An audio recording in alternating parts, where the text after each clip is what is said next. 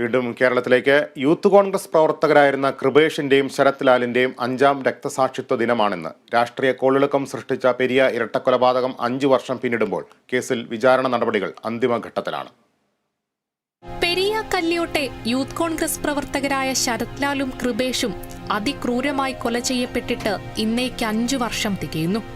2019 ഫെബ്രുവരി 17 നാടിന് നടുക്കിയ കൊലപാതകങ്ങൾ അരങ്ങേറിയത്.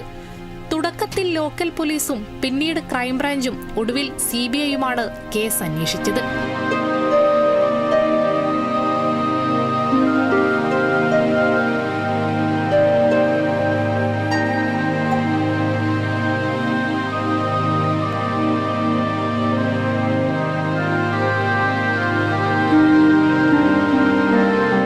ഒരു വർഷത്തിലധികമായി എറണാകുളം CBI കോടതിയിൽ വിചാരണ നടക്കുകയാണ്. 327 സാക്ഷികളിൽ 150 പേരെ ഇതിനോടകം വിസ്തരിച്ചു കഴിഞ്ഞു. CPMന്റെ മുതിർന്ന നേതാക്കൾ ഉൾപ്പെടെ 24 പേരാണ് പ്രതികൾ. ഇതിൽ 14 പേരെ ക്രൈംബ്രാഞ്ചാണ് അറസ്റ്റ് ചെയ്തത്. ആദ്യം അറസ്റ്റിലായ 14 പേരിൽ 11 പേർ വിയൂർ സെൻട്രൽ ജയിലിലും പ്രതിപട്ടികയിൽ CBI ചേർത്ത 10 പേരിൽ 5 പേർ കാക്കനാട് ജില്ലാ ജയിലിലുമാണുള്ളത്.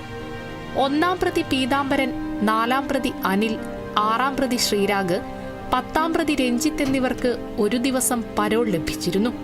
കഴിഞ്ഞ തവണ ലോക്സഭാ തെരഞ്ഞെടുപ്പിൽ ഏറെ ചർച്ച ചെയ്യപ്പെട്ട വിഷയമാണ് കാസർഗോഡ് പെരിയ ഇരട്ട കൊലപാതകം. Kerala vision news, Kasaragod.